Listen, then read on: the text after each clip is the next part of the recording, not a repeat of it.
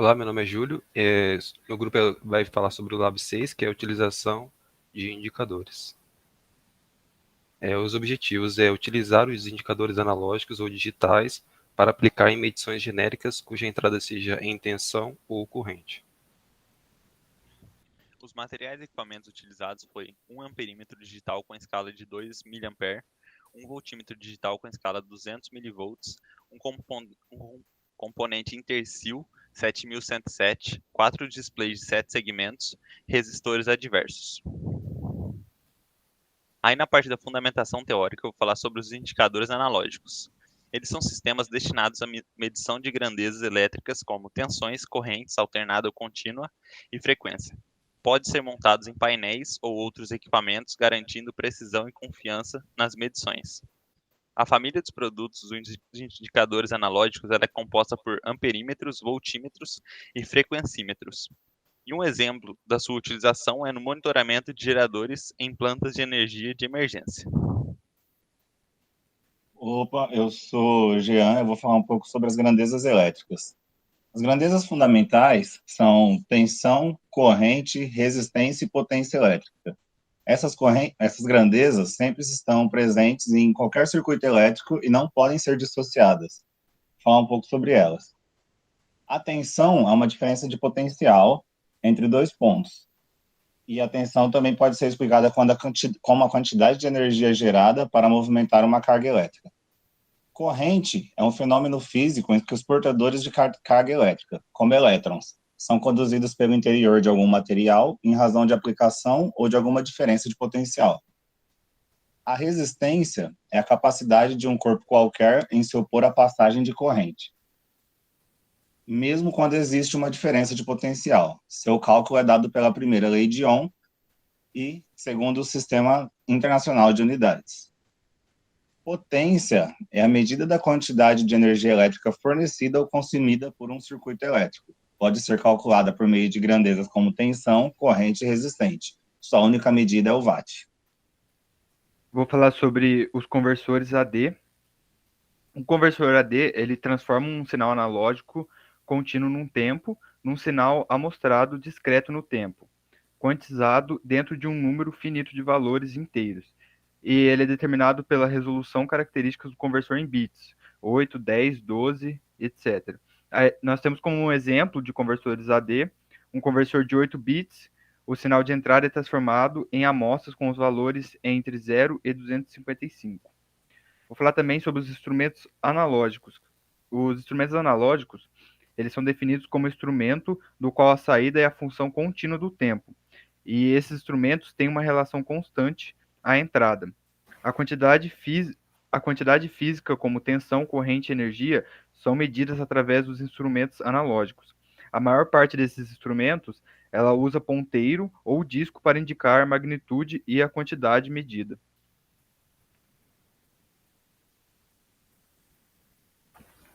Meu nome é Júlio, eu vou falar um pouco sobre os procedimentos experimentais. Sobre a simulação 1. Existem módulos conversores digitais com interface para displays de cristal líquido ou displays a LED. Um exemplo são os módulos construídos com o componente Intersil, como foi dito em materiais e equipamentos, que é o Intersil 7106.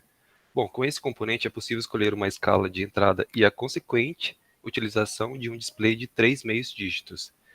Daí, nesse procedimento experimental, pede o seguinte: nesse exercício, você deve utilizar o voltímetro na escala de 200 mV, simulando um indicador, e para calcular uma relação de resistores de modo que, quando for aplicada uma tensão de 5 volts, o fundo de escala do instrumento seja alcançado e quando a tensão for 0 volts, o display indique 0 volts.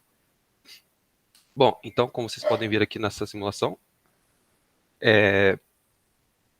foi definidos os valores para o resistor primeiro e o segundo, esse valor de 100K e 1K, e a partir desses resistores, a gente deveria encontrar uma relação para encontrar qual ajuste correto para o potenciômetro para a gente chegar na tensão de 200 milivolts. Só um minuto. Então, a partir disso, encontrar um valor de resistência para o potenciômetro para a gente chegar nesse valor de 200 milivolts, a partir de uma tensão lida na entrada. Nesse caso aqui, com 5 volts na entrada, fazendo aqui primeiro a partir de uma lei de Ohm, 5 volts dividido por 100K, a gente vai encontrar a corrente que passa por esse primeiro resistor de 100K, que é 50 microamperes. Aí, essa mesma corrente vai passar pelo resistor de 1K, daí com isso a gente encontra a tensão nesse resistor. Então, a tensão no resistor de 1K seria 50 milivolts. E como nós sabemos que a saída do amperímetro que está fazendo a leitura é 200 milivolts, a escala de 200 milivolts, então, fazendo essa relação aqui na terceira linha, nós vamos encontrar 150 milivolts. E a partir disso, nós chegamos no valor para o resistor do potenciômetro, que é de 3,167K. E a partir disso, nós temos então o valor desse potenciômetro, do resistor. Daí, para o próximo slide, temos daí os resultados, né, dessa simulação, que são com 0 volts. Temos no display, a gente vê 0 volts também. Aí com 5, ali na metade da tabela, com 5 volts, temos 200 milivolts.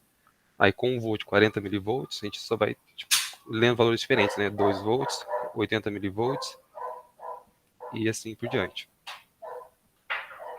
Bom, a simulação 2 é parecida, só muda a relação dos resistores, né?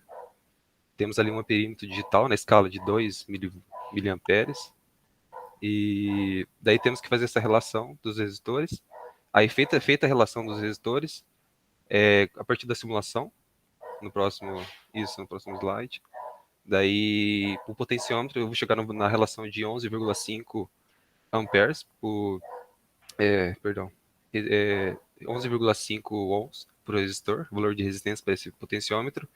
E com isso, com uma tensão de 3 volts, nós chegamos no valor lido no amperímetro de 2 miliamperes, que é o que está pedindo o exercício, que eu vou descrever aqui agora.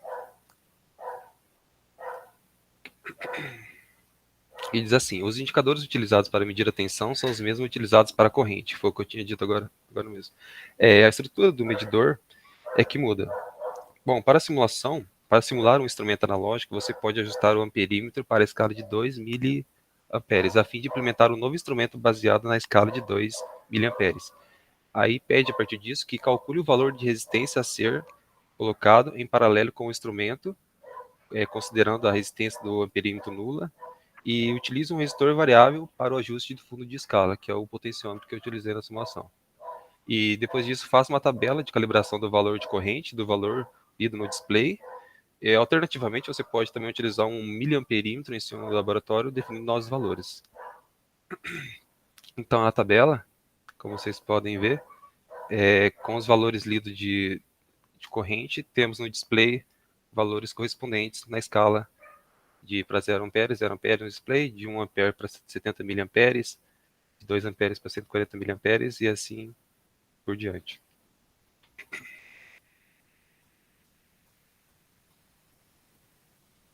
Agora as questões. Agora meu nome é Gustavo, vou responder aqui as questões que estavam presentes no livro. A primeira questão diz: por que os instrumentos analógicos fundamentais apresentam resistência interna? Bom, os instrumentos de medidas elétricas analógicos são construídos normalmente a partir do galvanômetro. E ele é bem sensível ao fluxo de baixas correntes e ele possui uma resistência interna. E por ele possuir essa resistência interna, acaba dando esse problema na medição, mas ele é bem baixo e não acaba acarretando problemas. A segunda pergunta diz: por que os amperímetros convencionais têm limite de corrente? Porque eles não podem medir correntes da ordem de milhares de amperes.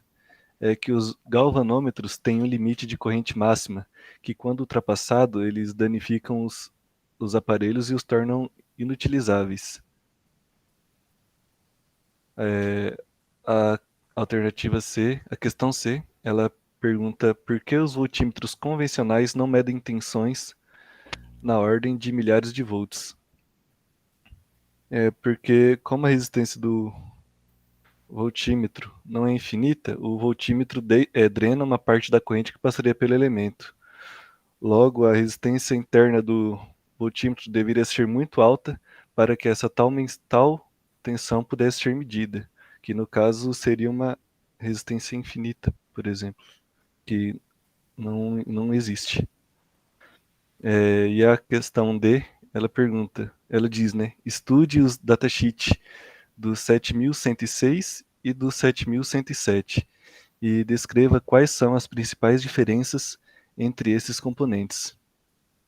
Bom, o 7106, ele tem os dados exibidos em um display LCD, enquanto o 7107 tem o display em LED. O 7106 ele pode trabalhar numa faixa de temperatura de menos 20 até 100 graus Celsius. Ele também é usado com vantagens em projetos de muitos instrumentos, como capacímetros, voltímetros, multímetros, pontes de indutância, fotômetros, indicadores de posição e termômetros. A grande vantagem desse circuito, levando em conta sua utilização em processos de controle, é que o sensor pode ficar bem longe do indicador, o que significa monitoria remota. Basta instalar o sensor no local remoto e conectá-lo ao circuito por meio de cabo. O 7106 necessita apenas de 10 picoamperes de polarização de entrada, e o zero automático ocorre com menos de 10 microvolts. A entrada é diferencial e são necessários poucos componentes externos. Enquanto o 7107 ele pode trabalhar numa faixa de temperatura de menos 25 até 105 graus. Tem divisor de tensão para entradas de corrente contínua e corrente alternada, de mais ou menos 200 milivolts, mais ou menos 2.000 volts, mais ou menos 20 volts e mais ou menos 200 volts. Tem o padrão de tensão de 10 milivolts para a calibração do conjunto, tem indicador de bateria baixa, slots para os circuitos experimentais e até uma interface para medição do pH. E essa foi a nossa apresentação do Laboratório 6, utilização de indicadores. Muito obrigado.